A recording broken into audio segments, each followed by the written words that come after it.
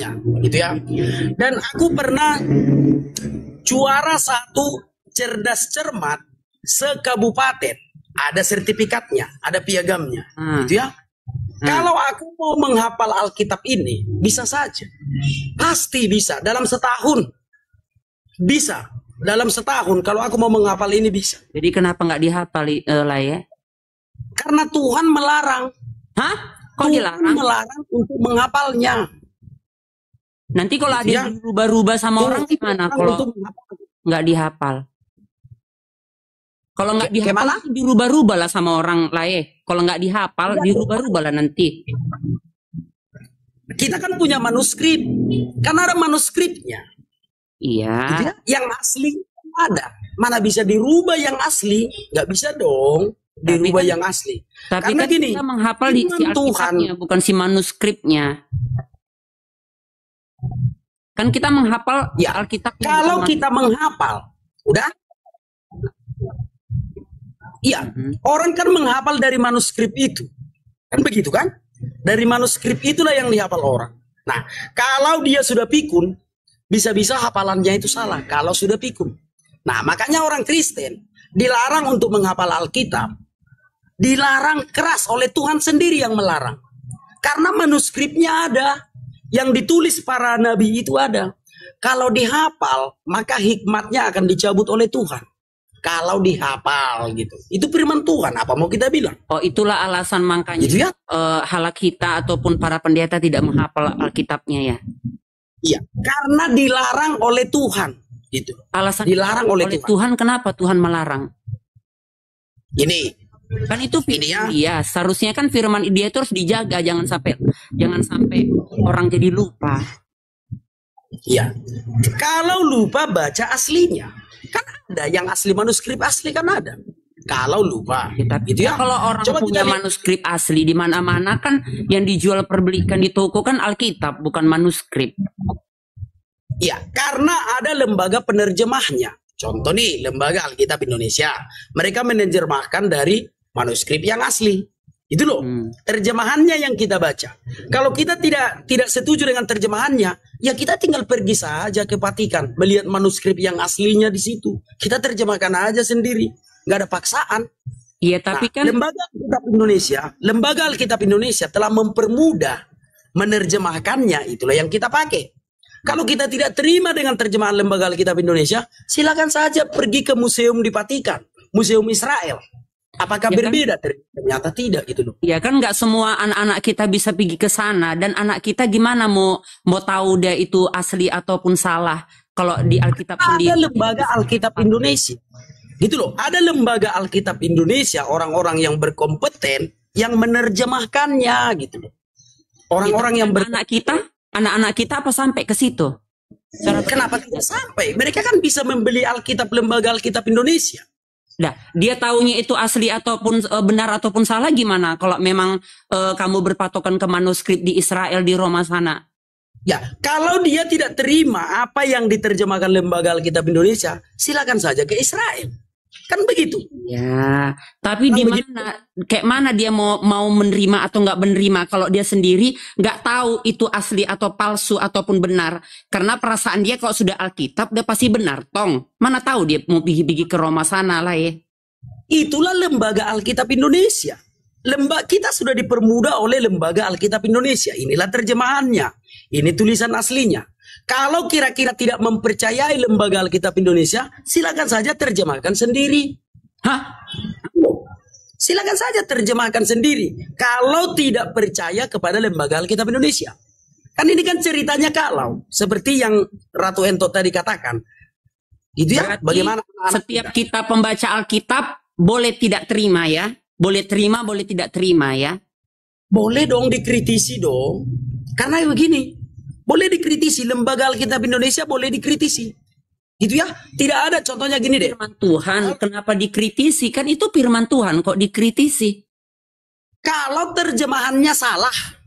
Kan ini kalau berbicara tentang kepercayaan kepada Lembaga Alkitab Indonesia. Contoh kalau aku nih, aku membaca Alkitab yang dicetak oleh Lembaga Alkitab Indonesia, terjemahannya. Nah, karena aku mengerti bahasa aslinya, Kalau aku lihat terjemahan Lembaga Alkitab Indonesia ini kurang tepat, ya aku kritisi dong. Kalau terjemahannya kurang tepat, boleh dong aku kritisi karena aku mengerti bahasa aslinya. Iya, Gitu itu loh. kamu. Kalau aku lihat, Itu kamu yang ngerti. Misalnya akulah sekarang, pura-puranya laku Kristen. Aku kan nggak tahu ini mana yang aslinya seperti dirimu. Ku baca aja lah. Berarti aku ikut yang salah. tidak ada yang salah. Tidak ada yang salah. Salah. Kalau, kan ini kan berbicara kalau, karena ketidakpercayaan kepada Lembaga Alkitab Indonesia. Lembaga Alkitab Indonesia sudah menerjemahkannya. Itu sudah tepat. Itu sudah benar yang diterjemahkan Lembaga Alkitab Indonesia. Lalu Ratu Ento berkata, bagaimana Kalau sudah tepat itu, kenapa jadi mentah dari pembicaraan itu yang pertama? Kan sudah tepat. Iya kan, tapi kenapa disuruh dilarang Tuhan untuk menghafal? Tapi sudah tepat, dihafal lah seharusnya. Gini. Kalau dihafal, hikmatnya dicabut Tuhan. Coba kita lihat ya firman Tuhan di dalam Yesaya 29. Apa yang disampaikan para nabi terdahulu ya? Sebentar. Semakin dihafal semakin kita meresapi. Enggak. Coba ya, Yesaya 29. Oh, ayat 13 ya, aku baca ya. Kalau di agama Kristen, ini kan berbicara tentang iman Kristen ya. Iya, memang iyalah. Jangan pula aku bawa iman aku kemari dah. Makanya aku bertanya. Ya, dengarkan dulu, aku jelaskan deh. Dengarkan dulu ya, aku jelaskan deh. Dan Tuhan telah berfirman, oleh karena bangsa ini datang mendekat dengan mulutnya dan memuliakan aku dengan bibirnya, padahal hatinya menjauh daripadaku dan ibadahnya kepadaku hanya perintah manusia yang dihafalkan. Maka sebab itu sesungguhnya aku akan melakukan pula hal-hal yang ajaib kepada bangsa ini, keajaiban yang menakjubkan. Hikmat orang-orangnya yang berhikmat akan hilang, dan kearifan orang-orangnya yang arif akan bersembunyi. Jadi kalau kita membaca apa yang dituliskan para nabi ini aneh. Kalau dihafal, masa hikmatnya akan hilang? Masa kearifannya akan hilang? Ternyata sesuai dengan sains. Ya, sesuai dengan sains. Otak kita ini adalah terdiri dari partikel-partikel jaringan yang menyimpan segala sesuatu yang kita tangkap. Contoh nih, kita melihat kulkas, maka langsung tersimpan di otak kita kulkas, gitu ya. Kita melihat buku, maka langsung tersimpan di otak kita, oh buku. Nah, segala sesuatu yang dilihat oleh mata, mulai dari kita membuka mata, mulai dari lahir. Ini cerita mulai dari lahir. Segala sesuatu yang dilihat oleh mata, semua sudah tersimpan di dalam otak. Sampai sekarang. Ya, sedaya mampu kita. Coba deh, kita kan mengingat waktu kita kelas 1 SD atau TK, pasti dong kita ingat sekarang. Pasti dong sedikit-sedikit. Nah, itulah yang tersimpan. Sehingga otak kita itu full. Karena otak kita itu adalah, katakanlah otak kita itu sebesar bakpao atau sebesar kepalan tangan orang dewasa ya. Otak kita Sinkronika Alkitab apa ini? Sinkronika. Ya, dengarkan dulu. Ketika kita menyimpan segala sesuatu yang kita lihat mulai dari anak-anak sampai sekarang, otak kita itu aja sudah full. Tambah lagi pelajaran, menghafal segala macam, otak kita itu sudah full, penuh ya, penuh. Apalagi kita tambahkan lagi dengan menghafal Alkitab, tambah penuh otak kita itu. Nah, ketika otak kita ini penuh, kedokteran forensik Israel pernah membuat satu jurnal penelitian ya. Kedokteran forensik Israel mengatakan, ketika memori otak kita itu full, maka untuk berekspresi tidak akan maksimal lagi. Kalau otak kita itu full, memori otak kita itu full, maka ekspresi yang akan kita lakukan tidak akan maksimal. Dan memang benar, otak kita itu tidak lebih dari memori. Kalau memorinya full, maka handphone itu akan hang. Demikian juga dengan otak kita. Kalau semua dipenuhi hafalan-hafalan, maka kita tidak bisa berekspresi lagi. Kenapa? Karena dihafal, kearifannya hilang. Itu. Kenapa kita tawa? Itu fakta. Kenapa kita tawa? Coba dulu. Iya, tapi nggak apa-apa lah aku ketawa kan lah ya. Bukan aku ngapa enggak, memang mau ketawa aja. Ya itu Pak. Lain cukup menghibur lah. Semoga dalam lindungan Tuhan Yang Maha Esa kita ya lah ya. Terus terus masih ku dengar terus. Ya itu tadi. Oh berarti Otak kita itu patokannya tidak makanya penyimpanan. berarti makanya pendeta ataupun para kalian tidak bisa menghafal Alkitab karena takut dicabut hikmat, dan kalau sudah penuh nanti jadi entah cemana-cemana lah akal itu gitu ya. Gitu. Ya lah ya. Oke.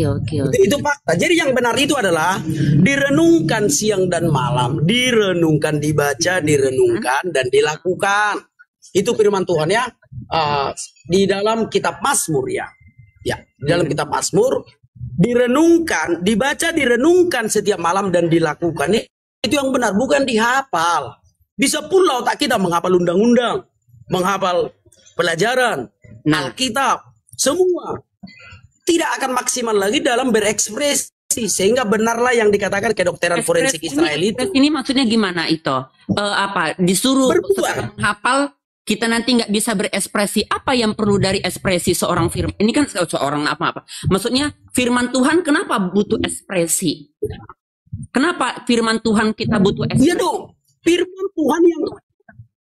Iya, bukan Tuhan butuh ekspresi. Tetapi ketika kita mengetahui firman Tuhan, kita harus mengekspresikannya. Itu loh, bukan hanya untuk kita sendiri firman Tuhan ini. Coba kita lihat di dalam Matius 28 ayat 19. Ekspresi ya, ini kan mimik wajah ya, Lai. Ekspresi itu kan mimik wajah kan. Apa kaitannya dengan mimik wajah dan ekspresi? Bukan saja, tetapi action. Ekspresi yang kumaksudkan adalah ketika kita mengetahui firman Tuhan itu, maka kita akan mempraktekannya, mengekspresikannya, mempraktekannya. Kan itu yang dikatakan Tuhan Yesus dalam Matius 28 ayat 19. Ya. Jadikan seluruh bangsa muridku, baptislah mereka atas nama Bapa dan Putra dan Roh Kudus. Ada perintah untuk mempraktekannya, ada perintah untuk melakukannya, ada perintah untuk mengekspresikannya gitu loh. Kalau otak kita sudah full, maka tindakan yang akan kita lakukan untuk berekspresi tidak akan maksimal lagi. Gitu loh. Itu kata kedokteran forensik Israel gitu ya. Itu silakan. Jadi itulah alasan terbesar ya. Tapi yang di sini mau itu tanya, apakah perlu ekspresi? Apakah perlu apa tadi maksudnya tadi perlakuan, apa itu maksudnya? Diperlakukan firman Tuhan itu apa hubungannya sama kita dilarang menghafal? Justru kan menghafal itu maksudnya kan menjaga kemurnian supaya tidak bisa diganggu gugat. Tidak. Berapa orang yang bunuh-bunuhan gara-gara hafalan berbeda? Untuk Alkitab. Untuk sesuatu yang dihafalkan. Gak usah Alkitab deh. Enggak. Waktu kami apapun yang di sekolah dihafal memang semua sama, semua hafalannya. Tidak. Kenapa sekarang cenderung sama? Karena kalau berbeda bunuh. Kan itu fakta. Enggak. Kan Pancasila. Satu, ketuhanan yang Maha Esa. Dua, kemanusiaan yang adil dan beradab. Memang samalah semua murid menghafalkan itu. Mana ada yang tidak? Oke. Sebentar. Dengarkan dulu. Kita ke Pancasila aja dulu. Ke Pancasila aja ya. Coba Ratu Entot dengarkan satu kitab, satu buku yang ditulis oleh Habib Rizik Syihab. Gitu ya. Bahwa ketuhanan yang Maha Esa itu dibuntut. Dibuntut maksudnya? Ketuhanan yang Maha Esa itu dibuntut. Dari kenapa Pancasila kelima, Tuhan Yang Maha Esa jadi yang kelima? Dibuntut. Iya, yang kelima itu. Itu pasti bukan gitu loh, kenapa? Kalau si Pancasila itu pasti ketuhanan yang Maha Esa. Karena siapa yang mengatakan ketuhanan yang Maha Esa itu dibuntut, dipenjara. Sehingga semua sepakat. Apa yang dikeluarkan oleh pemerintah. Karena ada kekerasan itu, asal mengutarakan pendapat, penjara. Contoh ya, Ratu Entok, contoh nih. Panji Gumilang misalnya. Contoh nih Panji Gumilang. Kenapa dia masuk penjara? Karena berbeda apa yang dia ketahui. Ketika berbeda. Iya dong. Karena berbeda, bukan. Tidak. Jadi karena apa Panji Gumilang? Kenapa Panji Gumilang di penjara? Karena dia menista. Apa yang dinistanya? Contoh. Apa yang dinista? Semua mazhab Indonesia itu tidak boleh sholat berdampingan dengan perempuan. Entah kalau dia lagi khutbah. Dan saat itu dia berdampingan sama perempuan. Dan tidak ada sab yang seperti itu. Sab yang Rasulullah. Maka dia baik. Baik. Bukan dia berbeda. Kalau berbeda dia mau menyembah gundurwo tapi nggak di postingnya, nggak ada masalah itu. Kita nggak kayak gundurwo. Nah, jadi kenapa dia di penjara? Karena dia berbeda, kan begitu? Iya, karena kalau dia mengaku Islam harus sesuai dengan Nabi Muhammad. Tidak boleh itu yang Nabi Muhammad. Itu yang bikin salah. Kok maka orang Indonesia, dengarkanlah. Makanya orang Indonesia sampai kapanpun orang Indonesia kalau sholat itu tidak boleh berdampingan laki-laki dan perempuan. Iya betul. Tidak boleh.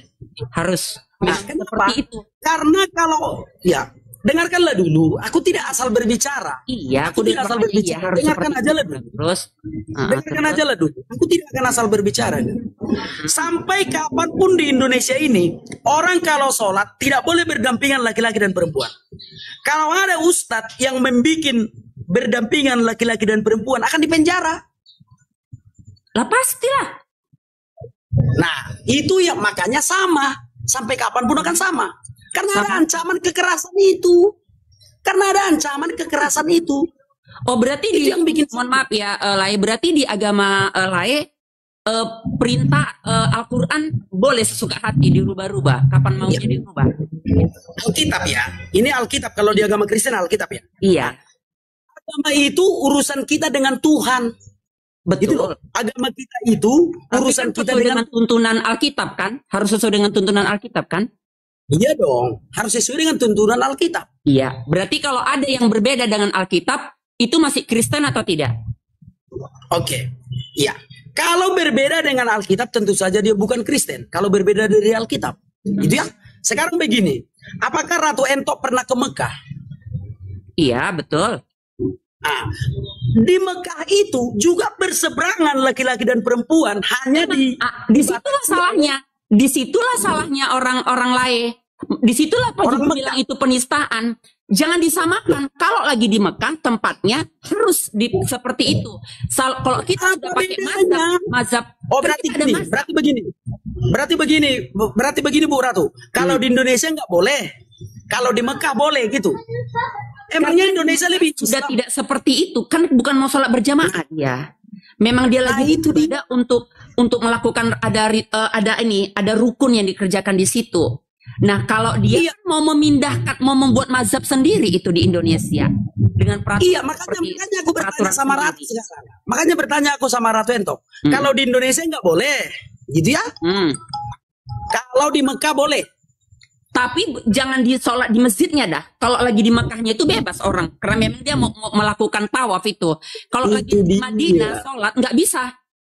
Perempuan di belakang. Nggak ada pula di dalam masjid Madinah ataupun di masjid di luar Ka'bah ya. Boleh seperti dilakukan si Panji. Nggak ada. Tidak boleh. Oke. Sekarang coba. Tapi nggak ada gunanya deh. Tapi nggak apa-apa deh. Mana tahu Ratu jadi paham ya. Coba lihat. Ratu ketik di Google gambar sholat laki-laki dan perempuan berdampingan di Madinah. Coba ketik sekarang. Dia lagi mau di Mekahnya atau di masjid. Kalau di masjid tidak boleh. Jangan dia memang mau melakukan sholat berjamaah ada. Kalau lagi sholat berjamaah tidak boleh. Tapi kalau mau sholat, kan sekarang ini Ka'bah. Itu paham nggak? Makanya tadi karena itu masuk ke si Panji Gumilang, makanya Ambo jadi keluarkan Islam kan. Ambo sekarang aku sekarang mau sholat berjamaah, ya harus ngikutin peraturan Nabi Muhammad. Tapi kalau tiba-tiba aku mau sholat di suatu tempat keramaian, nggak bisa lah aku atur. Kok sana, nggak boleh lah. Tapi kalau dalam masjid sudah diatur. Kenapa? Perempuan, laki-laki. Ya, kenapa kita berbicara tentang Panji Gumilang? Karena Ratu Entok mengatakan semua sama. Yang dihafal oleh orang Islam semua sama, kan begitu kan? Iya, betul. Yang dilakukan oleh orang Islam semua sama. Iya, pasti. Dan faktanya Panji Gumilang berbeda. Ketika berbeda masuk penjara. Dia tidak Islam, makanya dia berbeda dan dia masuk penjara. Panji Gumilang bukan Islam. Dia tidak Islam. Loh, Panji Gumilang Islam. KTP-nya Islam. Tapi isinya dia tidak Islam. Dia seh loh. Banyak seh yang menyembah pohon pun ada di Medan ini. Nanti aku bawakan sama itu biar jumpa kita. Jadi yang Jangan Islam jadi siapa sudah seh yang Islam. Islam? Jangan dah. Ada seh yang Jadi tidur sama santrinya pun banyak. Seh itu bukan Islam. Bukan berarti dia Islam, KTP-nya aja Islam, tapi dia bukan Islam. Kalau Islam sebetul-betulnya Islam, dia harus mengikuti Al-Quran dan Nabi Muhammad.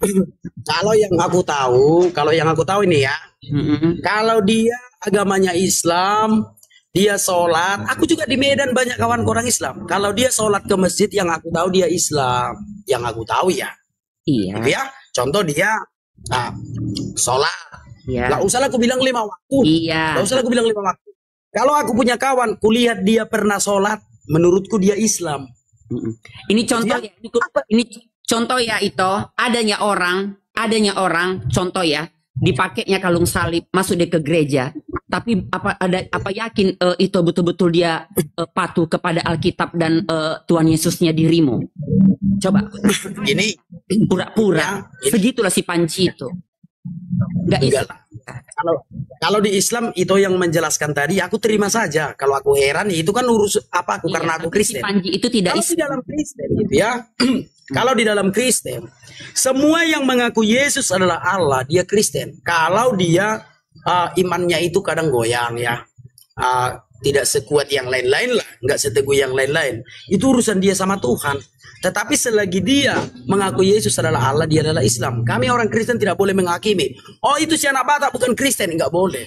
Itu ya. Ulang apa tadi mengganggu Allah apa sih mana? Coba ulang tadi agak kepleset ngomongnya. Oke. Setiap yang mengaku Yesus adalah Allah, dia adalah orang Kristen, gitu ya. Kalau ada pun contohnya anak Batak lah. Contohnya aku minum tua lah. Minum tua aku. Sambil nyanyi nih, sambil karaokean ini, sambil mabuk. Orang Kristen tidak bisa mengatakan itu anak Batak bukan Kristen, nggak boleh, itu jatuhnya udah menghakimi gitu. Nah berbeda dengan Islam. Kalau Ibu Ratu tadi mengatakan Panji Gumilang yang sekelas seh pun bukan Islam menurut Ibu Ratu, ya luar biasa lah. Itu kan urusan. Kalau dia Islam tidak boleh dihukum Islam. Ya rodo selem durhuru suruhuru huru huru huru. Itu tidak boleh. Haram bagi kami menyanyikan itu. Oke, baik. Jadi Panji Gumilang bukan Islam. Yang Islam siapa sih sebenarnya?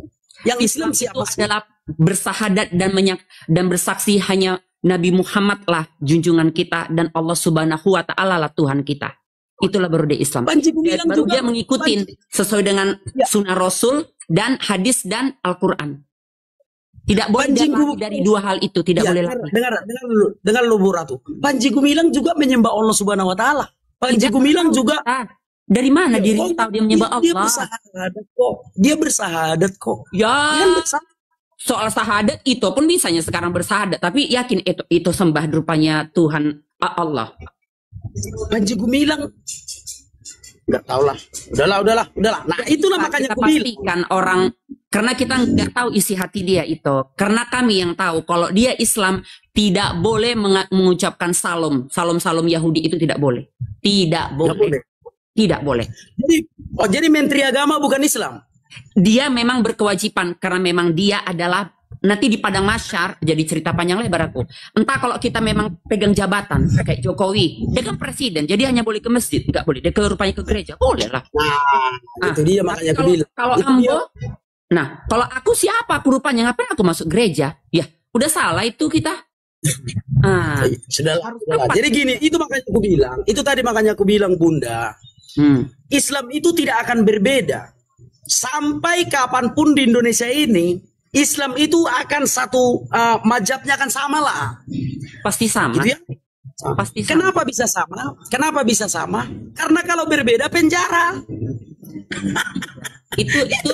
itu kamu mungkin opini seolah-olah Islam itu kalau berbeda di penjara, enggak. Selagi dia tidak menista, contoh, dia mau sholat dikelilingi sama perempuan, jangan diposting. Dia mau sholat dikelilingi sama perempuan, dia nggak apa-apa, jangan diposting. Saat dia memposting berarti dia mengajarkan bahwa Islam ada seperti itu, sementara Islam tidak ada seperti itu. Itulah ya. Misalnya gemelang, mau dia berhaleluya, mau apa, dia nggak apa-apa, jangan diposting. Aku paham loh. Contoh gini deh. Masa ibu nggak paham apa yang aku sampaikan? Contoh nih. Paham sekali. Contoh. menurut orang Kristen, orang-orang yang ada di Sintang itu, yang sholat itu orang Islam. Menurut kami orang Kristen. Itu ya. Secara kasat mata. Itu loh, menurut kami orang Kristen. Contoh, ini ada 6 agama yang diakui di Indonesia. Islam, Kristen, Katolik, Hindu, Buddha, Konghucu. Kalau kami melihat ada orang yang sholat dan bersahadat dan sholat seperti orang Islam, itu kan Islam. Ya. Gitu ya. Secara kasat mata. Termasuk Ahmadiyah. Ahmadiyah itu Islam menurut kami orang Kristen.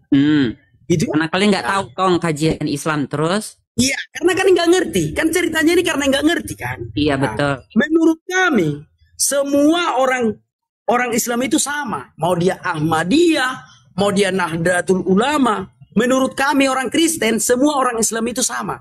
Menurut kami orang Kristen. Gitu loh. Nah, menurut Ibu Ratu, apakah Ahmadiyah itu Islam atau tidak?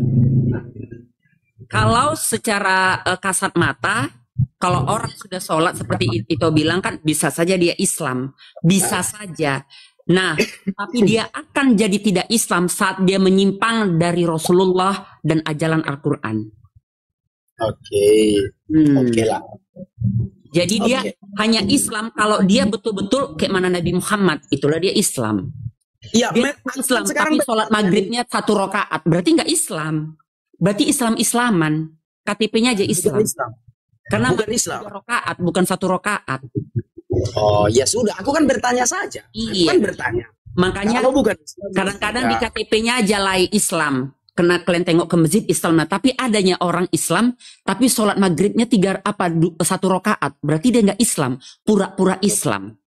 Karena kalau Ya Islam sudah. sebenarnya maghribnya 3 rakaat. Nah, itulah si Panji Gumilang, pura-pura Islam tapi tidak Islam. Oh, ya sudah. Maka dia Ya dipenjara. sudah lah, ya sudah. Aku kan bertanya saja. Kalau menurut kami orang Kristen semuanya itu Islam. Kalau menurut kami orang Kristen gitu loh. Tidak. Makanya kami bilang orang Islam ini adalah mayoritas di Indonesia. Karena kami lihat di mana-mana ada Islam, di mana-mana ada Islam, di mana-mana ada Islam.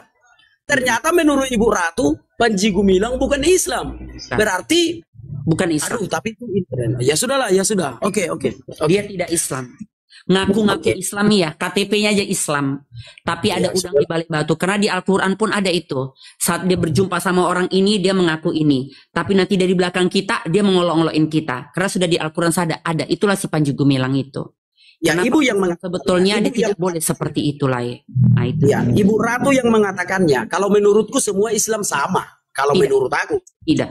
Ternyata Ibu Ratu mengatakan tidak, ya sudah, gitu ya. Ya sudah, gitu. Oke, ada lagi?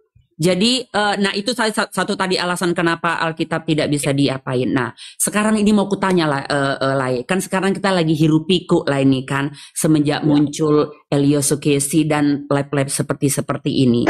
Sekarang mau yang aku tanya lah dulu. Jadi si Yesus itu betul-betulnya anak si Maria? Iya benar. Betul-betul, memang itulah ajaran kalian bahwa Yesus itu adalah anak Maria. Iya. Berapa bulan dikandung dia? Ya, baik. Kalau lamanya di kandungan tidak dituliskan di dalam kitab suci ya, tidak dituliskan di dalam kitab suci. Loh, kenapa bisa dipercaya tidak ditulis di dalam kitab suci? Karena tidak semua dituliskan. Coba kita lihat di dalam Yohanes 21 ayat 25 ya. Yohanes 21 ayat 25. Masih banyak hal-hal lain lagi yang diperbuat oleh Yesus. Tetapi jikalau semua itu harus dituliskan satu persatu, maka agaknya dunia ini tidak dapat memuat semua kitab yang harus ditulis itu. Jadi memang ada pengakuan. Alasannya kenapa banyak yang nggak ditulis, tapi dia harus diimanin. Kita kan harus tahu dia. Tidak akan muat. Tidak akan muat. Contoh, ketika dia di kandungan, yang ditulis ketika Bunda Maria pergi ke rumah Santa Elizabeth ya, Santa Elizabeth. Coba kita lihat di dalam Injil Lukas. Sebentar ya. Lukas 2. Saya lagi tak mabuk kan. Sebentar ya. Dalam bulan yang ke-6, Allah menyuruh malaikat Gabriel pergi ke sebuah kota di Galilea bernama Nazaret. Itulah yang ditulis bahwa malaikat inilah yang memberitahukan kepada Bunda Maria bahwa dia akan melahirkan Yesus ini, kan begitu kan? Itu yang ditulis, kan begitu? Oke, itu yang ditulis. Baru kita lihat lagi. Beberapa waktu kemudian berangkatlah Maria dan langsung berjalan ke pegunungan menuju sebuah kota di Yehuda. Di situ ia masuk ke rumah Zakaria dan memberi salam kepada Elisabet.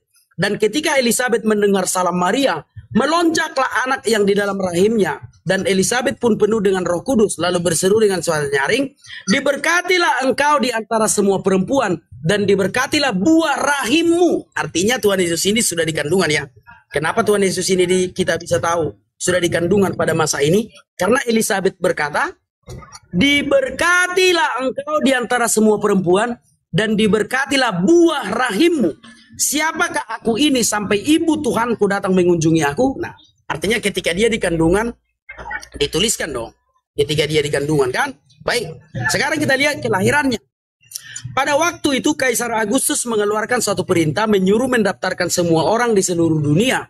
Inilah pendaftaran yang pertama kali diadakan sewaktu Kirenius menjadi wali negeri di Syria. Maka pergilah semua orang mendaftarkan diri masing-masing ke kotanya sendiri. Demikian juga Yusuf pergi dari kota Nazaret di Galilea ke Yudea, ke kota Daud yang bernama Bethlehem, karena ia berasal dari keluarga dan keturunan Daud, supaya didaftarkan bersama-sama dengan Maria, tunangannya yang sedang mengandung. Nah, berarti lagi-lagi ketika Yesus di kandungan ditulis. Ketika mereka di situ, tibalah waktunya bagi Maria untuk bersalin, dan ia melahirkan seorang anak laki-laki, anaknya yang sulung. Lalu dibungkusnya di lampin dan dibaringkannya di dalam palungan, karena tidak ada lagi tempat bagi mereka di rumah penginapan. Jadi yang ditulis Alkitab adalah ketika malaikat Gabriel datang memberitahukan bahwa dia akan mengandung. Lalu yang ditulis Alkitab adalah ketika Yesus itu berada di kandungan dan Bunda Maria bertemu dengan Santa Elisabet. Lalu yang ditulis Alkitab adalah ketika Bunda Maria sudah hamil tua dan pada waktu sensus penduduk itu, Yesus itu masih ada di sensus penduduk. Dulu sensus penduduk ada ya di zaman Kirenius. Di zaman Kirenius Kaisar ya. Bunda Maria sedang hamil tua. Dan pada saat sensus itu, Bunda Maria melahirkan Tuhan Yesus. Itu yang ditulis. Nah, kenapa tidak ditulis ketika kandungan berusia 1 bulan? Kenapa nggak ditulis karena ketika kandungan berusia 2 bulan? Kenapa nggak ditulis ketika berusia 8 bulan? Jawabannya ada di dalam Yohanes 21 ayat 25. Masih banyak hal lain lagi. Tetapi kalau semua itu harus dituliskan, maka dunia ini tidak akan cukup menulisnya. Nah, gitu ya, masih banyak hal-hal lain lagi gitu. Itu semua firman Tuhan tadi yang tadi itu panjang ini. Iya. Iya, itu firman Tuhan. Itu firman Tuhan. Kenapa markoro-koro Ibu Ratu? Kenapa markoro-koro? Coba baguskan dulu apanya mikrofonnya. Kenapa markoro-koro Ibu Ratu? Aman. Aman. Oke, aman ya? Oke. Oh, berarti sepanjang tadi itu yang Lai bacakan itu firman Tuhan lah. Itu memang wahyu dari Tuhan. Iya, itu firman Tuhan. Tidak semua dituliskan. Karena kalau semua ditulis, dunia ini tidak akan cukup. Karena banyak yang dilakukannya lagi. Coba sekali lagi kawan-kawannya. Dalam Yohanes 21 ayat 25. Ya, ini iman Kristen ya. Ini iman Kristen. Yohanes 21 ayat 25. Masih banyak hal-hal lain lagi. Ya, tetapi kalau semua itu harus dituliskan, dunia ini pun tidak akan cukup.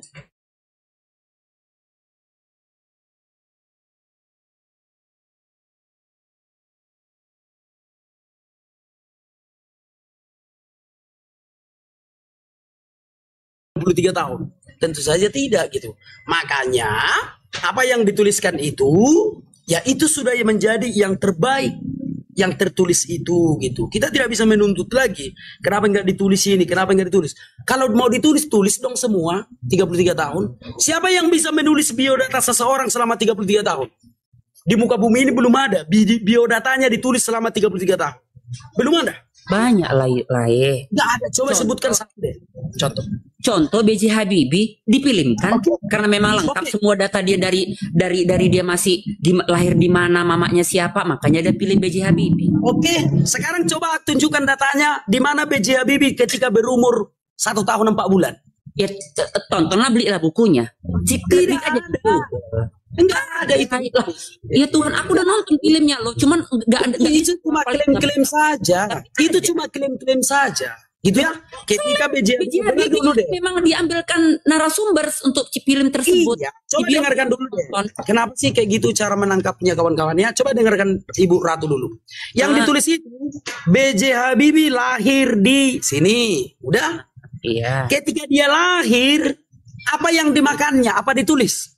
Ya nggak sampai kayak gitu juga. Nah makanya aku bilang ya nggak sampai kayak gitu juga. Ini kan maksudnya untuk mengimani bahwa memang si apa itu anak si Bunda Maria itu kan mau diimani jadi Tuhan. Jadi setidaknya kan bukan mau jadi Tuhan. Betul, dia jangan Gini sampai ada hilang jejaknya itunya. Gini loh, supaya nggak ada kan- penistaan kan. Gini, jawaban Ratu Ento itu sudah benar. Ya nggak sampai segitunya kan begitu kan? Demikian juga dengan Tuhan Yesus. Ngapain kita tanya berapa bulan dia di kandungan? Ya nggak sampai segitunya juga penulisan biografi gitu Kenapa loh. aku tanya itu, Lae? Karena dia kan dikandung sama si Maria, yang mana Maria itu adalah manusia. Nah, sesuai dengan iman kita manusia, kan anak bayi itu 9 bulan 3 minggu. Apakah Yesus juga seperti itu? Itu maksud hati aku. Sementara Oke. dia Tuhan, maksud hati aku Ya, begitu. makanya aku Apakah jawab. beda? Makanya aku jawab. Tidak semua dituliskan kan sudah terjawab deh. Kan sudah terjawab. Tidak semua ditulis. Berarti intinya dia dilahirkan dari si Maria. Bunda Maria. Buat jadi banyak lah ribut-ribut di belakang. Aku sebagai penyampai lah. Kenapa lah harus dipilih di kandang domba lah ya? Coba. Oke. Baik. Ya. Kalau kita mau memprotes hal itu, kita protes aja sama Tuhan. Gitu ya. Kenapa saya harus lahir di Medan? Ya karena Tuhan menginginkan aku lahir di Medan. Kita nggak bisa memprotes apa yang sudah dikerjakan oleh Tuhan. Gitu loh.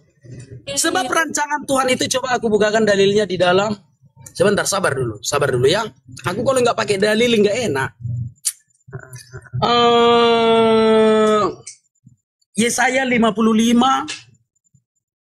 Tunggu, ayatnya nanti kita cari ya. Yesaya 55, aku buka dulu. Yesaya 55. Kenapa si Maria itu nggak di rumah keluarga dia? Iya, Itu paham, jadi oleh orang kan? Paham aku paham. Paham ya? Baik. Yesaya 55 ayat 5, 6, 7, ayat 8. Ini aku bacakan ya. Yesaya 55 ayat 8. Sebab rancanganku bukanlah rancanganmu, jalanku bukanlah jalanmu. Demikianlah firman Tuhan. Itu jawabnya. Jadi kita nggak bisa memprotes apa yang sudah dilakukan Tuhan. Mau dia lahir sebagai orang miskin, mau dia lahir sebagai orang kaya, kita nggak bisa memprotes. Sebab apa? Yesaya 55 ayat 8. Sebab rancanganku bukanlah rancanganmu, dan jalanmu bukan jalanku. Demikianlah firman Tuhan. Nah, ketika Allah berfirman, ketika dia datang menjadi manusia, dia dihina. Kalau dia lahir di rumah orang kaya, tentu saja dia tidak akan dihina dong. Coba kita lihat tentang kelahiran Yesus ya. Sebelum Yesus datang ke dunia, Tuhan sudah berfirman bahwa dia akan dihina. Gitu loh. Itu yang disampaikan Tuhan ribuan tahun yang lalu sebelum Tuhan sudah berkata dia bakalan dihina. Tuhan itu Iya, dia akan dihina. Coba kita lihat di dalam kitab para nabi ya. Yesaya 53. berarti Yesaya orang ini menghina sejaman. Tuhan ya. Iya, memang begitu. Yesaya ini sejaman dengan Hizkia Raja Israel. Yesaya ini sejaman dengan Nebukadnezar Raja Babel. Sekitar 480 tahun sebelum Masehi, sebelum Tuhan Yesus lahir. Gitu ya? Nah, apa yang dikatakan Tuhan? Siapakah yang percaya kepada berita yang kami dengar? Dan kepada siapakah tangan kekuasaan Tuhan dinyatakan? Sebagai taruk ia tumbuh di hadapan Tuhan, dan sebagai tunas dari tanah kering. Ia tidak tampan dan semaraknya pun tidak ada sehingga kita memandang dia. Dan rupa pun tidak sehingga kita menginginkan dia. Ia dihina dan dihina dari orang. Seorang yang penuh kesengsaraan dan yang biasa menderita kesakitan. Ia sangat dihina, diulangi lagi nih. Ia sangat dihina sehingga ia menutup mukanya terhadap dia, dan bagi kita pun dia tidak masuk hitungan. Tetapi sesungguhnya yang dipikulnya. Kenapa ada yang menyangkal dia dan menghina dia? Entah kalau dia rasul ataupun dia utusan, kan banyak pro dan kontra. Nah, kalau Tuhan masa pro dan kontra? Gini deh. Gini aku jawab ya. Gini. Manusia di muka bumi ini kebanyakan mengeluh. Gitu ya. Kebanyakan mengeluh manusia. Belum apa-apa pencobaan yang dia terima, udah tinggalkan Tuhan. Belum seberapa kekejaman dunia terhadapnya, padahal masih bisa. Aduh, apa itu? Jangan dulu suara, jangan ganggu dulu. Jangan mengganggu dulu, Tondi bilang. Bro, masih bisa makan, cuma pakai garam, udah mengeluh, gitu ya. Masih punya utang 1 miliar, udah mau bunuh diri. Masalahnya ini terus. Gitu ya. Manusia-manusia di dunia ini seperti itu. Maka Tuhan mengutus malaikat untuk berbicara kepada manusia itu untuk memberikan teladan hidup, pengajaran hidup yang baik. Tetap aja nggak berhasil. Banyak sih yang mau mendengar ya, banyak yang mau mendengar malaikat. Tetapi tidak sampai di situ. Tuhan juga mengutus para nabi untuk mengajarkan teladan hidup yang baik. Para nabi dibunuh, para nabi ditolak oleh manusia itu. Memang sih banyak juga yang mau mendengarkan para nabi gitu ya. Nah, karena Allah melihat malaikat yang diutusnya tidak bisa diterima manusia sepenuhnya. Para nabi yang diutusnya ditolak oleh manusia. Maka karena kasihnya kepada manusia itu, diutus nggak bisa diterima, siapa yang menjadi malaikat? Ya tentu saja banyak malaikat dong yang diutus oleh Tuhan. Banyak dong yang diutus oleh Tuhan. Malaikat ditengok, ada perantaranya siapa? Iya, banyak sekali dong malaikat yang diutus oleh Tuhan. Apa tujuan Tuhan mengutus malaikat itu? Agar manusia bisa melakukan hidup yang baik, menyampaikan pesan Tuhan. Kan begitu kan? Kan Tuhan kan mengajarkan kita cara hidup yang baik. Tapi nggak ada di Ini agama Kristen. Ini agama Kristen, bukan agama Islam. Bukan agama Islam. Di Kristen ada malaikat ditolak. Iya dong. Cara nolaknya gimana? Mencolak malaikat mana? Oke. Apa yang diucapkan malaikat ini tidak dilakukan oleh manusia itu. Itu kan penolakan. Apa yang diucapkan malaikat ini? Contoh gini nih. Malaikat berkata, Markorokoro ibu, markorokoro bu, markorokoro bu, coba markorokoro. Bentar ya, baguskan dulu ya. Baguskan dulu. Nggak ada sama aku normal mulai, nggak ada masalah. Enggak. Terus? Oke baik. Contoh nih malaikat berkata, larilah kau jangan tengok ke belakang katanya. Udah? Yang lari ini nengok ke belakang itu kan menolak. Itu kan menolak perintah malaikat ini. Malaikat sudah berkata, silakan kau berlari, jangan kau tengok ke belakang. Tapi faktanya, orang yang disuruhnya berlari ini menengok ke belakang. Itu kan menolak namanya. Nah, itulah contoh kecilnya. Dalam kisah seperti apa? Dari siapa itu yang menengok di belakang itu siapa? Ratu pernah mendengar kisah Sodom dan Gomora? Iya, betul. Ada seorang yang menjadi tiang garam. Karena malaikat sudah berkata, jangan kau tengok ke belakang, kau lari katanya. Tapi dia menolak, ditengoknya ke belakang. Nah, itu kan menolak namanya, kan? Yang tadinya dia akan selamat, kalau dia tidak menolak, maka ketika dia menolak, dia menjadi tiang garam. Gitu ya? Karena dia tidak tahu bahwa itu malaikat. Dia tahu. Dia tahu itu malaikat kan si Nabi Lut. Dia tahu Lut bersama dengan istri. Mereka bersama-sama.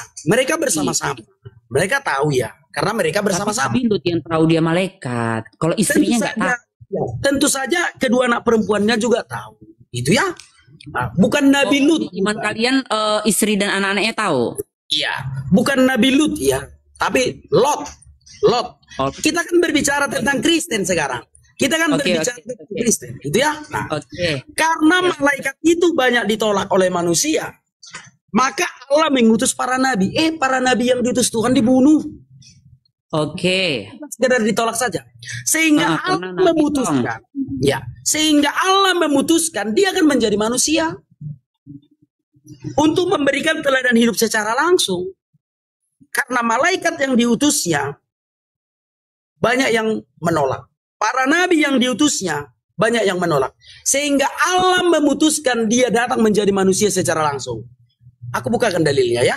Aku bukakan dalilnya. Allah yang berjanji dia akan menjadi manusia. Bagaimana mungkin kita mempercayai Yesus menjadi Tuhan kalau Allah tidak pernah berjanji dia akan menjadi manusia? Emangnya siapa kita mau menyembah manusia? Tetapi karena Allah yang berjanji dia akan menjadi manusia, maka kita percaya Yesus. Itu ada di Alkitab kalian bahwa Allah itu berjanji mau jadi manusia. Iya, di dalam kitab para nabi ribuan tahun yang lalu. Kayak mana dia? Kayak mana dia berkata di Alkitab? Coba mau aku dengar apa kata dia. Ya. Coba kita lihat di dalam Yesaya 9 ya.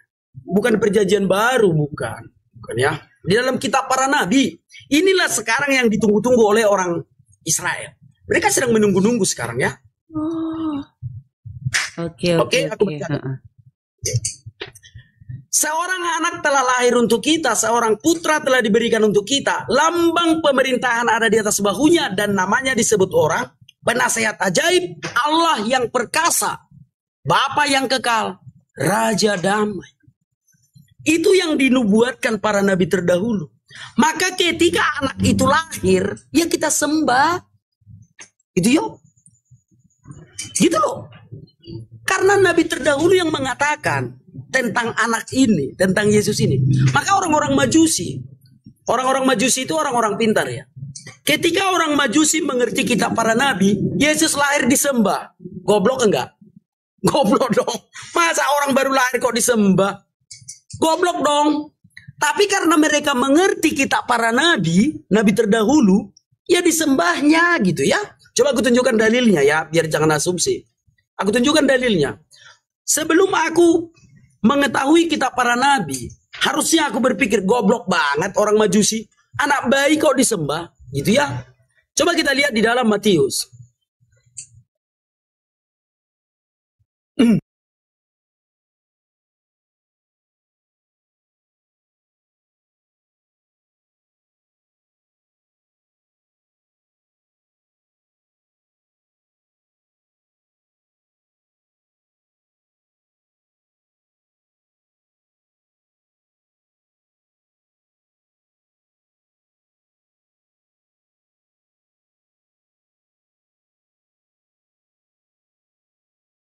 Si orang Majusi kita. Tapi karena mereka mengerti kitab para nabi, apa mau kita bilang? Oh iya benar ya. Ternyata orang Majusi bukan orang goblok. Orang Majusi itu orang pintar. Sekalipun mereka menyembah anak kecil, karena mereka mengerti kitab para nabi. Dan orang Majusi itu sampai sekarang menyembah Yesus. Iya dong. Iya sampai sekarang orang yang mengeluarkan kitab, kamu bilang tadi orang Majusi itu yang menyembah Yesus dong. Itu sampai sekarang dia menyembah Yesus. Iya dong. Sampai sekarang menyembah Yesus. Yang namanya menyembah itu Majusi. Itu agama apa dia? Majusi. Oke, yang ditulis di dalam Alkitab orang Majusi, gitu ya, orang-orang pintar dari timur, itu yang ditulis oleh Alkitab. Aku berpikiran Majusi itu orang-orang pintar dari timur disebut Majusi. Iya, itu orang Majusi yang ditulis oleh Alkitab. Kita berbicara Alkitab ya. Dan sampai sekarang orang-orang dari timur Majusi itu tetap menyembah si Yesus. Tetap dong, karena firman Tuhan itu kekal. Karena firman Tuhan itu kekal. Gitu ya. Nah, apa enggak goblok? Coba dulu Ibu Ratu. Goblok enggak? Anak bayi kok disembah? Goblok banget. Anak bayi yang baru lahir kok disembah? Ya, kamu bisa ngomong kayak gitu. Kenapa anak bayi baru lahir disembah? Iya. Tapi kenapa kamu jadi mau menyembahnya? Iya. Kenapa kita berpikiran seperti itu? Kenapa kita katakan Majusi goblok? Karena kita tidak mengerti apa janji Tuhan kepada nabi terdahulu. Itu alasannya. Oke. Tapi di Injil itu connect nggak ke Injil bahwa memang itu harus sejalan di Injil? Memang ada disuruh nyembah anak si Maria tadi? Ya iya dong. Iya dong. Ada. Perjanjian baru itu adalah penggenapan dari perjanjian lama. Ada dulu kawanku dilangkat ya, sebelum inilah adalah dilangkat. Anak Batak, goblok banget lu, manusia kau sembah katanya. Aku bilang sama dia, bang, mana lebih goblok bang? Aku atau orang Majusi? Orang Majusi Yesus baru lahir disembahnya, aku bilang. Mana lebih goblok? Lebih goblok itu orang Majusi katanya. Sama kita bang, aku bilang. Sama kita, lebih goblok dong orang Majusi. Kalau aku menyembah Tuhan Yesus saat ini, ya karena Yesus mengatakan dia adalah Allah gitu ya. Dia adalah Tuhan. Karena Yesus mengatakan dia adalah Tuhan. Kan Tuhan Yesus sendiri yang berkata aku adalah Tuhan. Nah, orang Majusi jauh lebih goblok. Orang Majusi jauh lebih goblok. Tunggu.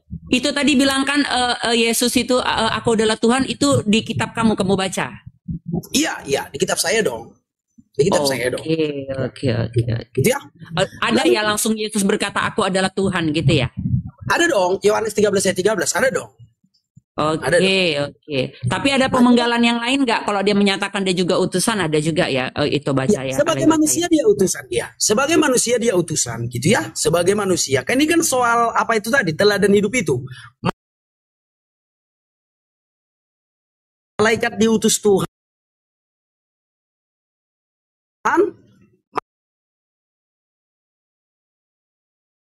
Malaikat itu nggak berhasil kan? Para nabi diutus Tuhan, para nabi ditolak. Maka dia datang sebagai manusia. Tentu saja sebagai manusia dia utus. Tunggu itu. Berarti waktu dia lahir pertama kali dia belum manusia gitu loh. Dia dari pertama kali Iya dong. Iya. Bahkan di kandungan Santa Elizabeth berkata di dalam Yesus masih di kandungan. Santa Elizabeth berkata kepada Bunda Maria, siapakah aku ini sehingga ibu Tuhanku datang menemui aku? Kan itu tadi yang kita baca di dalam Injil Lukas. Ibu Tuhanku. Dulu. Ya. Ibu Tuhanku, cuman artinya itu coba. Ibu Tuhan itu apa artinya? Ya, sebentar. Kita bacakan aja lah langsung dalilnya ya. Karena kalau nggak ada dalil repot juga kawan-kawan ya. Coba kita lihat di dalam Lukas 1 ayat 39. Beberapa waktu kemudian berangkatlah Maria dan langsung berjalan ke pegunungan menuju sebuah kota di Yehuda. Di situ ia masuk ke rumah Zakaria dan memberi salam kepada Elizabeth. Dan ketika Elizabeth mendengar salam Maria, melonjaklah anak yang di dalam rahimnya dan Elizabeth pun penuh dengan Roh Kudus, lalu berseru dengan suara nyaring, diberkatilah engkau di antara semua perempuan dan diberkatilah buah rahimmu. Siapakah aku ini sampai ibu Tuhanku datang mengunjungi aku? Nah, gitu ya. Itu kata Elizabeth. Nah, oke. Katakanlah Elizabeth mengakui bahwa Yesus itu Tuhan ketika dia masih ada di kandungan. Oke. Katakanlah anak Batak menyembah Tuhan Yesus itu ketika Tuhan Yesus sudah naik ke surga. Gitu ya. Mana yang lebih goblok? Orang Majusi, orang baru lahir oe-oe langsung disembah. Goblok banget itu orang Majusi. Itu Lai bisa berpikir gitu. Kenapa Lai mau menyembahnya? Karena aku mengerti kitab para nabi. Gitu loh. Karena aku mempelajari kitab para nabi. Kitab para nabi itu bagian dari Injil lah ya? Iya dong. Oh, berarti kitab para nabi itu Injil juga? Bukan. Injil itu perjanjian baru. Penggenapan dari perjanjian lama. Kitab para nabi adalah firman Tuhan yang disampaikan Tuhan kepada manusia sebelum Tuhan menjadi manusia. Injil itu perjanjian baru adalah firman Tuhan setelah Tuhan Yesus datang ke dunia. Paham ya? Coba sekali lagi ya dengan sederhana. Berarti banyak ya pembagiannya ya? Iya. Kitab para nabi itu adalah firman yang disampaikan Tuhan ketika dia belum menjadi manusia. Gitu ya? Nah, Injil adalah firman yang disampaikan Tuhan ketika Tuhan sudah menjadi manusia. Itu. Oke. Berarti Injil itu setelah adanya Yesus. Iya. Kitab nabi-nabi itu kitab nabi namanya, kitab nabi ya, buku nabi.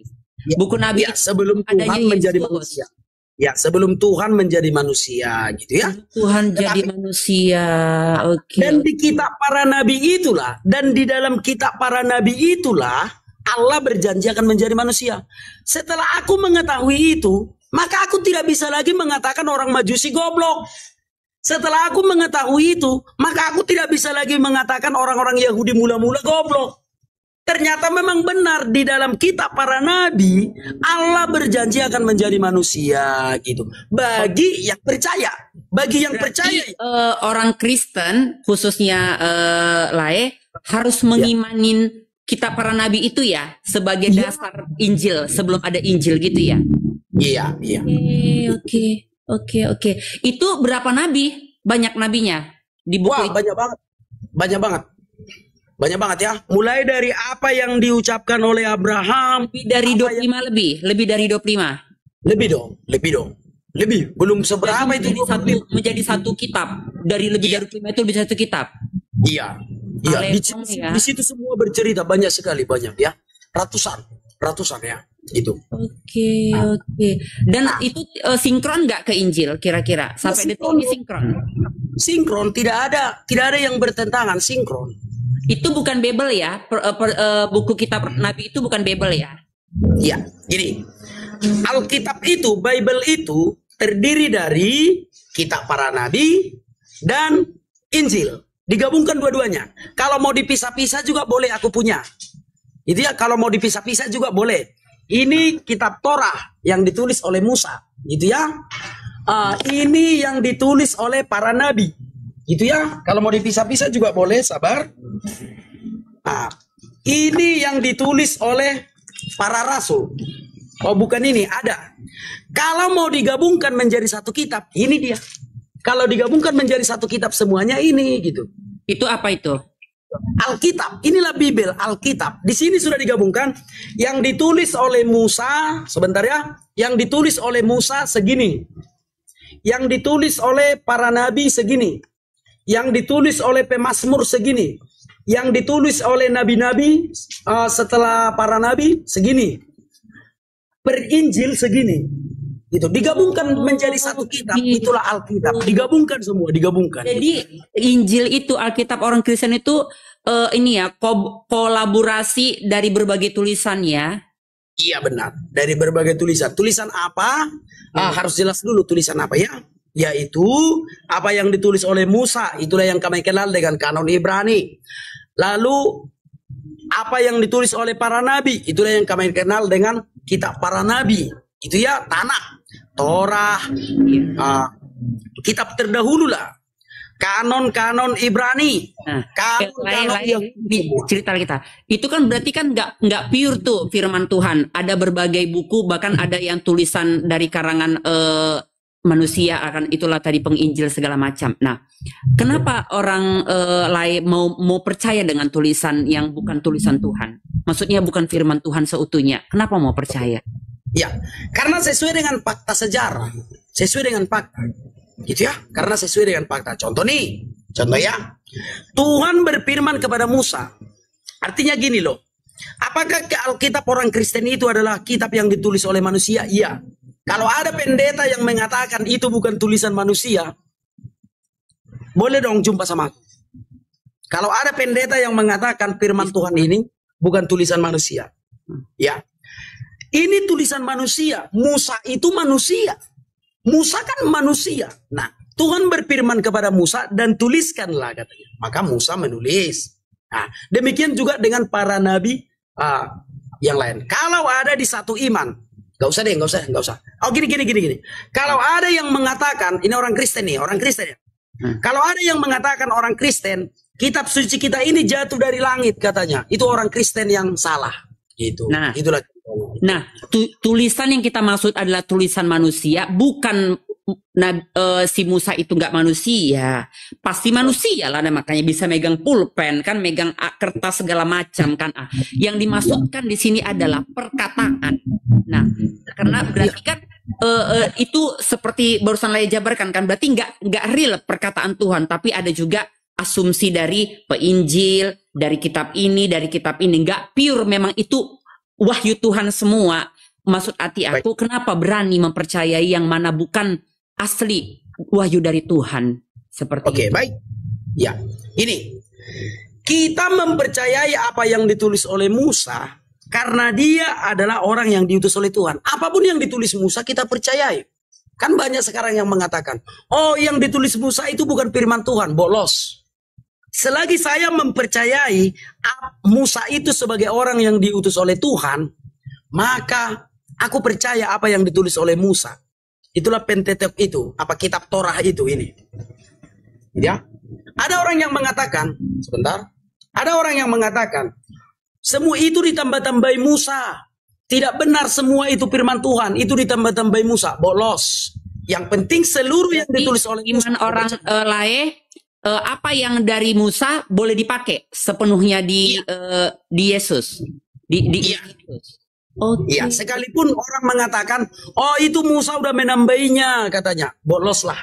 Pokoknya ketika aku percaya kepada Musa yang berbicara dengan Tuhan, Musa itu berbicara dengan Tuhan ya. Musa itu berbicara dengan Tuhan. Tapi Lalu kan Musa sudah ada si Yesus sebagai penciptakan Injil. Kenapa jadi harus lagi beriman dengan hanya mengimani? Oke lah fine. Tapi kenapa harus mengikuti ajaran si Musa juga? Tapi sudah Tuhannya si Injil si Yesus.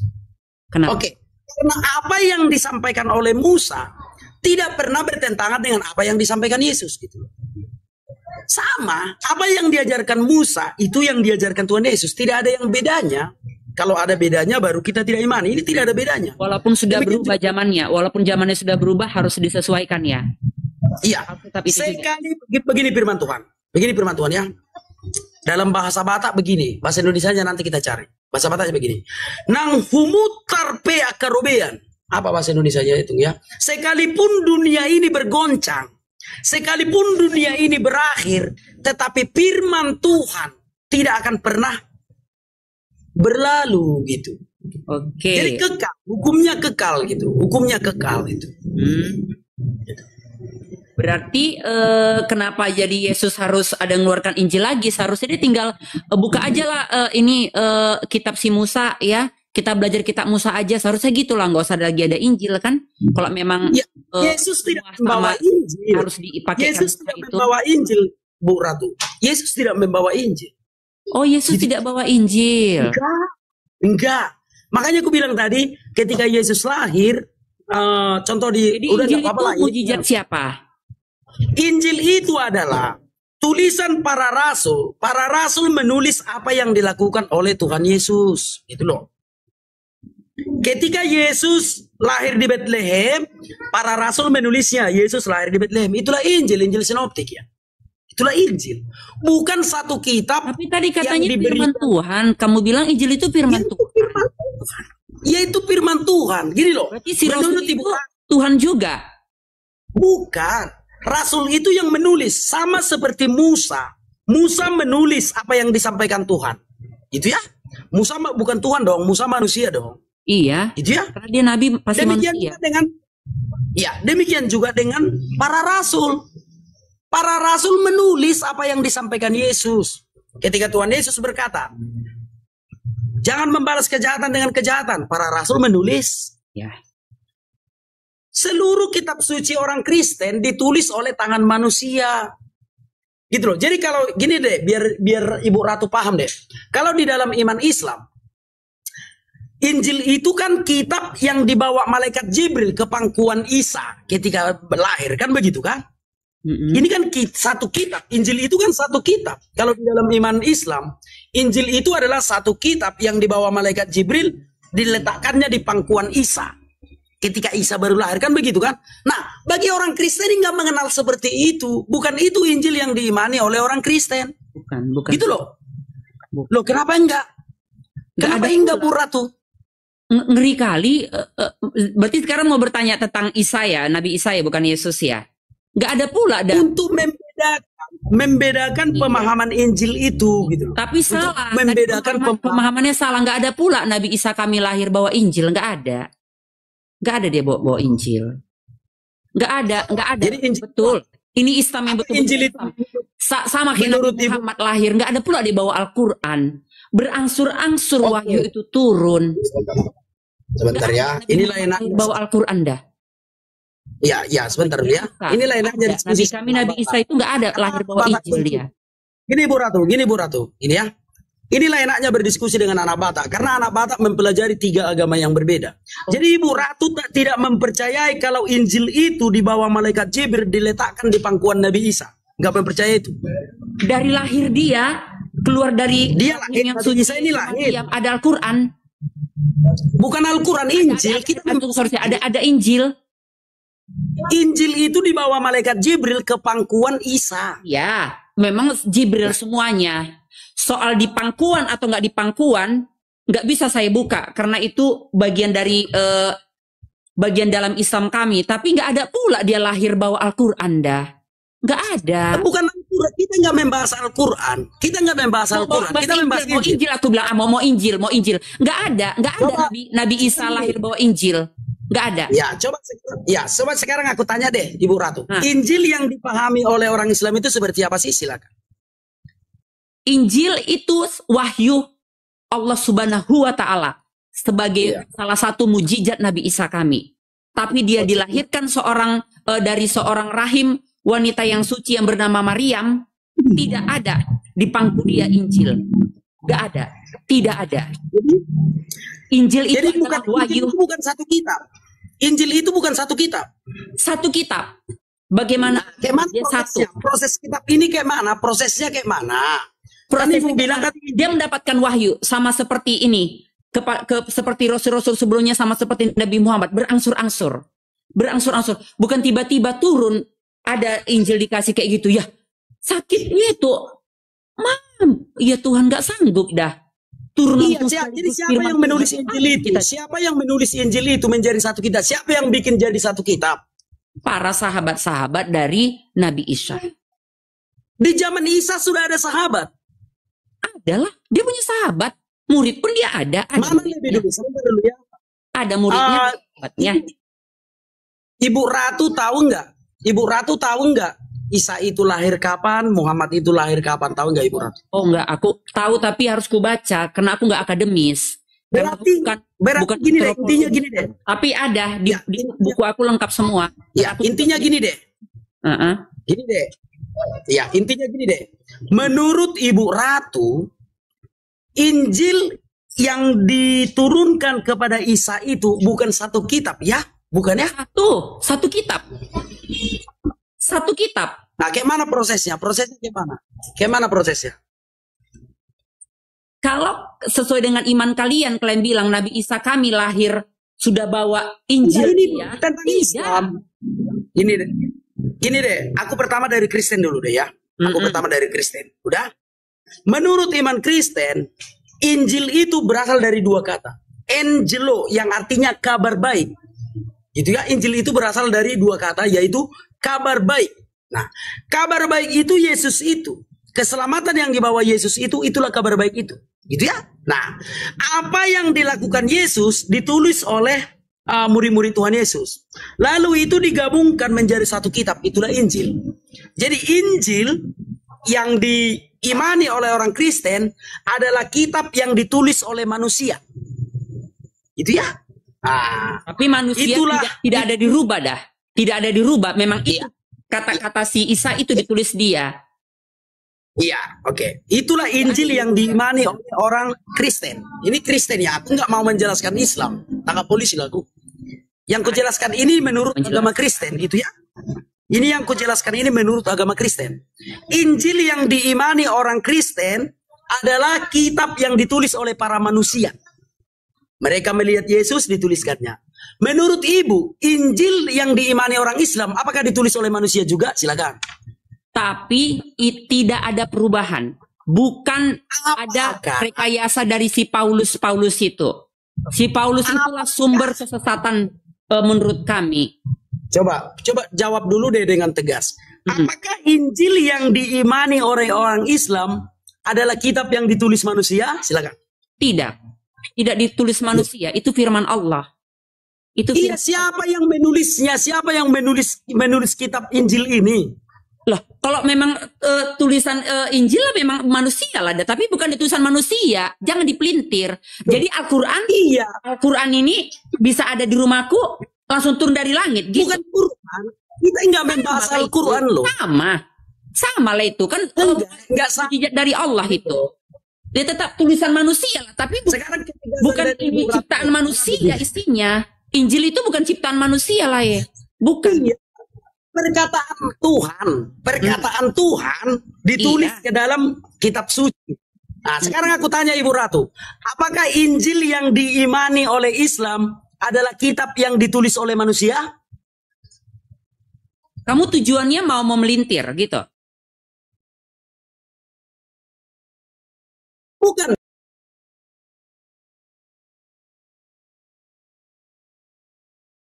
Penegasan dong. Penegasan. Tidak Aku dulu tulisan deh. manusia. Tunggu, Injil yang asli adalah Jangan firman apa, dari jangan. Allah.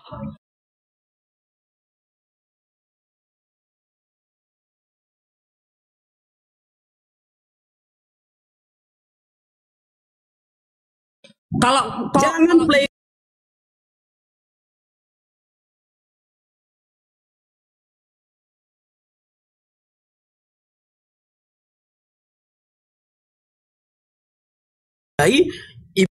Ibu Ratu nggak cocok, nggak setuju.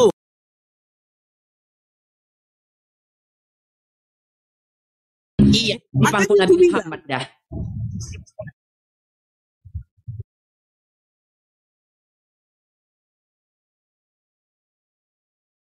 Makanya aku bertanya.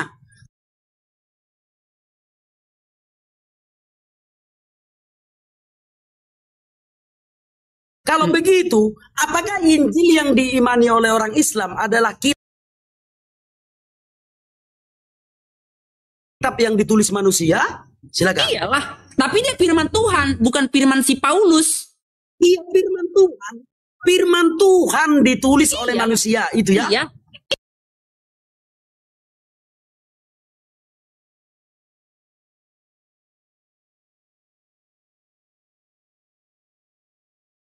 Iyalah, Berarti Injil asli. ya, yang benar kayak Dulu. mana sih? Aku bingung melihat Ibu Ratu. Semua- Jadi yang benar kayak mana? Yang benar itu adalah semua kitab suci itu firman Tuhan sesungguhnya, ya khususnya Al-Quran. Tapi disejarahkan, dituliskan melalui firman-firman Allah yang ditulis para rasul para sahabat-sahabat Nabi. Tapi tidak ada rekayasa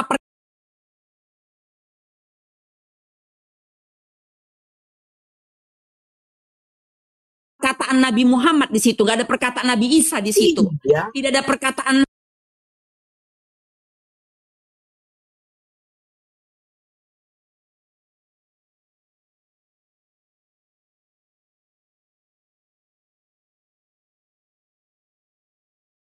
Aku bertanya sama. bukan perkataan manusia, tidak ada Ya, rasul oke. apa nggak ada, tidak ada. Berarti aku tegaskan lagi ya. Berarti Injil yang diimani oleh orang Islam menurut Ibu Ratu adalah perkataan Allah yang ditulis Bukan oleh Allah, manusia. bukan Allah, bukan Allah, Allah Oke. lagi. Oke, ulangi lagi ya. Atau Menurut pakai Ibu Tuhan yang Ratu. Maha Esa aja, pakai Tuhan yang Maha Esa. Kalau nggak dikasih bisa baik. jadikan itu Tuhan yang Maha Esa aja. Siap ya, siap. Sekarang aku ulangi lagi. Menurut Ibu Ratu, Injil yang diimani oleh orang Islam adalah perkataan Tuhan yang Maha Esa yang disampaikan kepada manusia dan manusia itu menulisnya kepada kitab. Itulah Injil. Nabi Isa bersama dengan sahabatnya, dia juga ada punya sahabat menulis. Ya, Nabi Isa yang menulisnya ya. Iya. Nggak ada pula turun dari langit dah Injil dah. Udah, Mana turun dari langit Injil? Tetap Udah ada clear, udah syaratnya. Jadi aku mau memberitahu kepada Ibu Ratu. Coba Ibu Ratu deh tanya Ustadz, tanya ulama.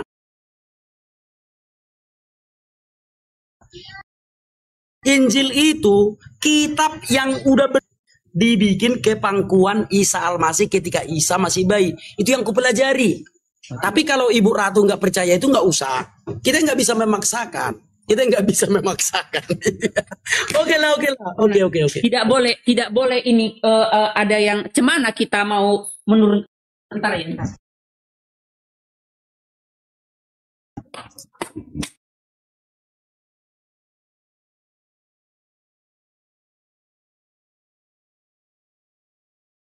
udah deh. Bukan aku Tidak. aja yang Memang kalau gini Lai, yang paling benar adalah kalau Lai harus mengasumsi apa namanya bahasa kalian, oke. harus pakai akal kalian tentang agama kami, tidak bisa. Kita nggak membicarakan Al-Quran loh. Iya sama Bu Ratu yang itu, sama kita juga, membicarakan sama dengar Injil. juga itu.